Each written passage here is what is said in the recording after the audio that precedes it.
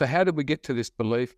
So long and short, October 23, 1917 was the formation of the American Dietetics Association. It started primarily with the work by a woman by the name of Lenna Cooper, who was the first dietitian for the American Defense Department. She wrote the textbooks for the next 30 to 40 years of dietetics, which then got extrapolated into the textbooks for the world. But her conflict of interest was that she'd been working with John Harvey Kellogg, his protege, and the breakfast cereal industry. And here's a little fact for you. Blue Daddy found it out recently. I think I'm allowed to tell.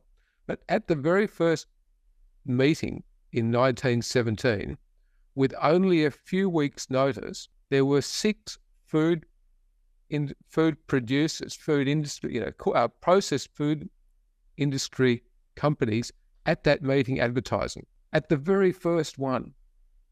And then that's continued on. So we can look at nutrition reviews, which was started by the food industry and, the finance.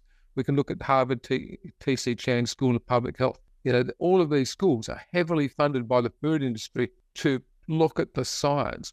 And if you go back over time, I get it that the food industry were trying to make their food more palatable. That's called the bliss point, get the right amount of fat and sugar in it. They were looking at making their product have greater shelf life. It's good business. It was called profit. Somewhere in the 1950s, 60s, 70s, we started believing that the nutrition science was medical science and it was given the same weight. And it's not. It was actually about profitability for the food industry. It had nothing to do with health outcomes for the population. And it just got this crossover, this grace, which became generational education. Salt's bad, carbs are good, fat's bad, cholesterol bad, eggs good, bad. It's not based on science. It was based about profit. So that's the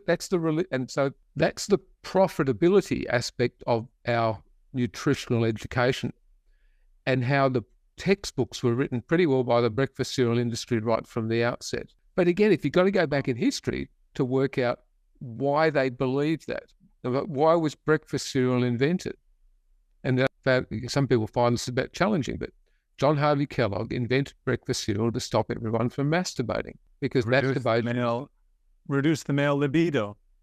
Both male and female. So his work at the Battle Creek, Michigan, he was the modern day hospital is a result of John Harvey Kellogg. The Battle Creek, Michigan, that structure which we're all part of in Western society, big buildings, multiple levels, multiple specialties coming together into the one space, and having this sort of vertical and horizontal integration is a concept started by John Harvey Kellogg. He was brilliant.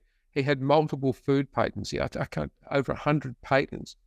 Back in the temperance movement times, there was a time when people were moving from there wasn't enough work in the bush, so they were moving to the cities. The men would move to the cities. There was poor sanitation, so therefore the water wasn't good. So therefore there was drinking of a low alcohol food, the mead, the low alcohol beer. So as a result of that beer, everyone was, I'm going back I'm time traveling. I'm creating a picture where people were slightly drunk. Their libido was on, in action. There was infidelity, and the temperance movement at that time was going, hang on, we need to clean our acts up here. Stop drinking alcohol. Let's go for pure living, pure food.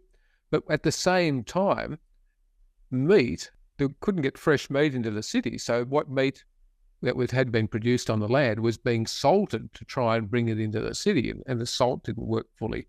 So all of a sudden we've got a demonization of meat because it's putrid, but we started having this thought that there's a demonization of salt as well. It's got nothing to do with salt being bad. It just happened to be that it wasn't quite good enough for preserving the meat. We've got this thing called refrigeration now. But we try and go back in history to try and work out why do we believe that fat's bad? Why do we believe that meat's bad? Why do we believe that salt's bad? But guess what? Over time, we've had meat causes cancer, meat causes violence, meat causes, all these animalistic attitudes. Meat is bad.